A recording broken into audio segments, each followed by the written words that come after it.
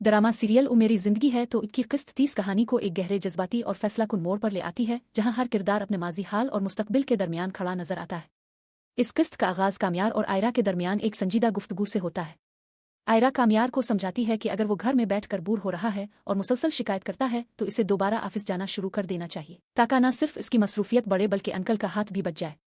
कामयार माजी की गलतियों का जिक्र करते हुए कहता है कि इसने पहले भी बहुत कुछ ऐसा किया जिसका पछतावा आज तक है, मगर आयरा इसे समझाती है कि माजी को दोहराने का कोई फायदा नहीं, क्योंकि पास्ट तब्दील नहीं होता, सिर्फ तकलीफ देता है। इसलिए बेहतर है कि आज में रहकर आज को इंजॉय किया जाए।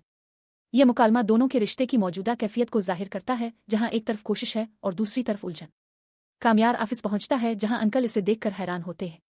वो तंजिया अंदाज में याद दिलाते हैं कि पिछली बार जब वो ऑफिस आया था तो अधूरे काम छोड़ गया था जिन्हें उन्हें खुद संभालना पड़ा। कामयार इस बार संजीदा होने का इजहार करता है और अपने शुरू किए गए प्रोजेक्ट को खुद देखने की ख्वाहिश जाहिर करता है।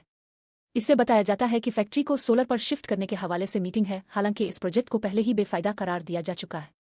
कामयार फाइल्स मंगवाता है और मीटिंग अटेंड करने का फैसला करता है, जो इसकी बदलती हुई सोच की इब्तिदाई झलक दिखाता है। दूसरी जानिब आयरा अस्पताल जाती है जहां नफीसा की तबीयत खराब है। वहां इसकी मुलाकात फेरह और दीगर लोगों से होती है।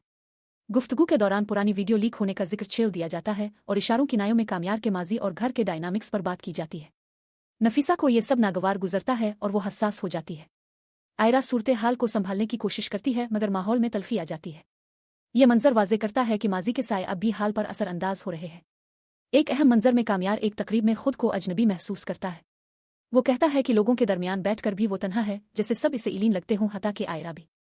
इसकी उलझन इस वक्त उरूज पर पहुंचती है जब इसे कहा जाता है कि 2 कश्तियों में सवार नहीं हुआ जा सकता, इसे एक जिंदगी चुननी होगी। यह जुमला इसके अंदर जारी कशमकश की अक्कासी करता है कि आया वो वाकई आयरा के साथ सुकून से रह सकता है या माजी इसे जकड़े रखेगा। किस्त का सबसे गहरा और असरअंगेज हिस्सा नफीसा और अंकल के दरमियान होता है। नफीसा टूटकर एतराफ करती है कि इसने बहुत कोशिश की मगर सब कुछ बखर गया, घर भी, रिश्ते भी, और वो खुद को कसूरवार समझती है। वो कहती है कि जब भी मुस्तकबिल बदलने की कोशिश करती है माजी सामने आ जाता है। आयरा इसे हौसला देती है कि अगर दिल कहे कि सामने वाला शख्स सच्चा है तो इसे एक मौका जरूर देना चाहिए, लेकिन अगर दिल मुतमईन ना हो तो आगे बढ़ जाना बेहतर है। वो कहती है कि जिंदगी में इंतखाब करना जरूरी है और हर इंसान खुश रहने का हक रखता है। इसी दौरान आयरा अंकल को मशवरा देती है कि अगर उन्होंने पहले भी कई बार कोशिश की है तो चंद बार और सही, क्योंकि कोशिश कामयाबी पर ही रुकनी चाहिए। बिलाखिर अंकल नफीसा के कमरे में जाते हैं। दोनों के दरमियान बरसों का फासला चंद कदमों में सिमट आता है, मगर दिलों का फासला बाकी है। अंकल एतराफ करते हैं कि शायद वो पहले गलत और सही में फर्क ना कर सके, मगर अब समझ गए हैं। नफीसा कहती है कि एक बार जब एतबार टूट जाए तो दोबारा जड़ता नहीं, मगर अंकल जवाब देते हैं कि टुकड़ों में बटे एतबार को सिया तो जा सकता है, थोड़े टांके वो लगा देंगे और थोड़ा रफू वो कर दे। वो एक मौका मांगते हैं। यह मुकालमा टूटे रिश्ते की मुरम्मत की उम्मीद बनकर सामने आता है। उधर आयरा और कामयार के दरमियान भी सर्द जंग जारी है। आयरा कहती है कि इसे लड़ने का शौक नहीं, मगर कामयार अपनी जिद पर कायम है और कहता है कि वो इसके लिए नहीं बदलेगा। आयरा तंजिया अंदाज में कहती है कि सोफे पर सड़ते रहूं, जो उनके दरमियान बढ़ते फासले को जाहिर करता है।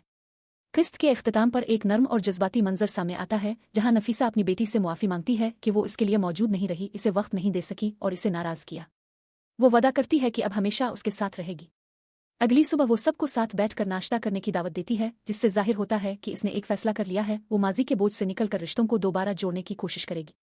यूं किस्त 30 में कामयार और आयरा के रिश्ते की उलझन, नफीसा और अंकल के टूटे एतमाद की मुरम्मत और माजी के साए से निकलने की जिदोजहद को निहायत खूबसूरती से दिखाया गया है। हर किरदार एक इंतखाब के दहाने पर खड़ा है और यही इंतखाब आइंदा कहानी का रुख मुतय्यन करेगा।